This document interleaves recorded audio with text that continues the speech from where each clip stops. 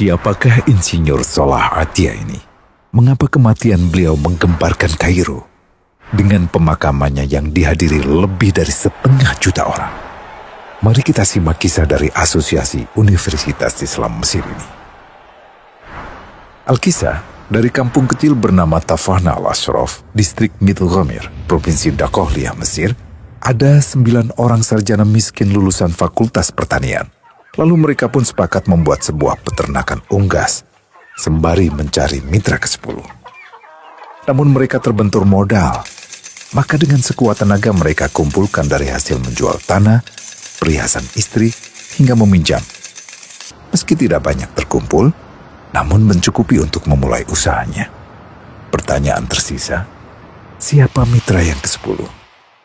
Insinyur Salah, satu dari mereka pun berkata, "Aku sudah menemukan mitra yang ke-10. Siapa?" kata teman-temannya. "Allah," lanjutnya. "Allah akan menjadi mitra usaha kita yang ke-10. Allah akan mendapat 10% dari keuntungan kita. Dengan perjanjian, Allah yang akan memberikan perlindungan dan pemeliharaan, keamanan dari segala wabah penyakit." Akhirnya mereka pun sepakat. Kontrak kerjasama pun ditulis secara rinci dan dicatatkan ke notaris, lengkap dengan peran mitra ke-10 tersebut. Tak disangka, setelah 1 musim bisnis mereka langsung meroket, jauh dari yang dibayangkan sebelumnya.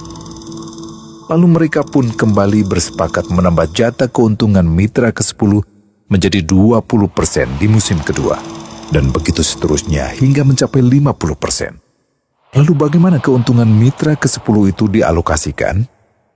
Dimulai dengan membangun sekolah dasar Islam putra, lalu lanjut putri, kemudian sekolah menengah putra, kemudian putri. Tambah lagi madrasah aliyah putra, lalu putri. Tapi karena keuntungan terus membanjir, akhirnya dibentuklah Baitul Mal. Dan mereka pun mengajukan ke pemerintah untuk membangun universitas di kampung. Awalnya ditolak dengan alasan tiadanya akses bagi para mahasiswa. Tak berapa lama mereka pun mengajukan pembangunan universitas lengkap dengan stasiun kereta beserta jalurnya dengan biaya mandiri. Akhirnya permintaan ini disetujui, dan pertama dalam sejarah Mesir berdirilah sebuah universitas di perkampungan kecil. Semakin berkembang, dibangun pula fakultas kedua, ketiga, keempat hingga asrama putri dengan kapasitas 600 kamar. Lalu asrama putra dengan 1000 kamar.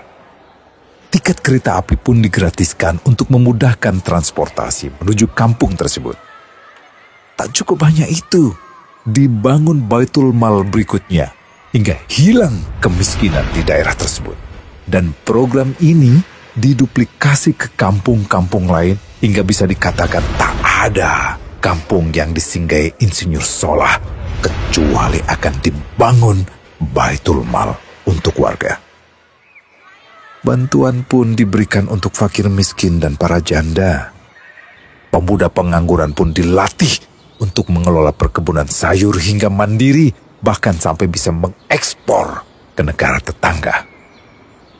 Pada saat panen raya, seluruh penduduk dikirimi paket sayur. Di hari pertama Ramadan diadakan buka puasa bersama untuk seluruh penduduk desa. Mereka memasak dan hadir ke lapangan yang dipenuhi beraneka makanan. Disiapkan juga perabotan untuk gadis-gadis yatim yang ingin menikah. Dan ini semua merupakan sedikit dari banyaknya kebaikan yang dilakukan oleh Insinyur Salah. Hingga pada akhirnya disepakatilah keuntungan perusahaan 100% untuk Allah.